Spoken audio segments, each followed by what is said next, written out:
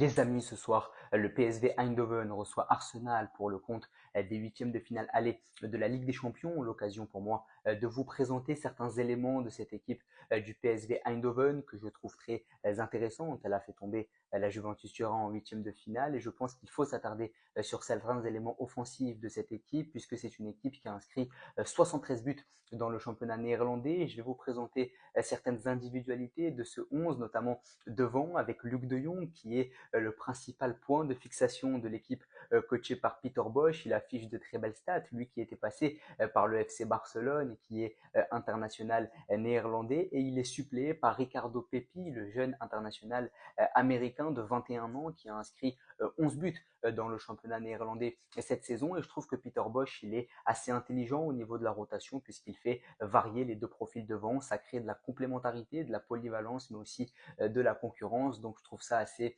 pertinent. Sur les côtés aussi, on a pas mal de jeunesse et de vivacité. D'abord Noah Lang sur le côté gauche qui était passé par Bruges dans le passé, qui est jeune. Il a 25 ans, il avait fait de très belles choses du côté de Bruges, notamment en Ligue des Champions. Et de l'autre côté, on a un Johan Bakayoko qui est tout aussi virevoltant, international belge de 21 ans, pur produit de la formation du PSV Eindhoven, super pied gauche. Donc ça crée de part et d'autre du terrain pas mal de percussions, mais il y a aussi de l'expérience pour cadrer tout ça, avec notamment Ivan Perisic, le vice-champion du monde croate, champion d'Europe avec le Bayern en 2020, qui est très polyvalent puisqu'il peut jouer ailier, piston ou encore latéral comme il a pu le montrer à Tottenham. Donc il y a un mélange de jeunesse et d'expérience sur le front offensif, ce qui donne plus de 70 buts déjà dans le championnat néerlandais, mais on a aussi un milieu de terrain de grande qualité avec le duo Schouten-Vermaelen, 100% international néerlandais. Les deux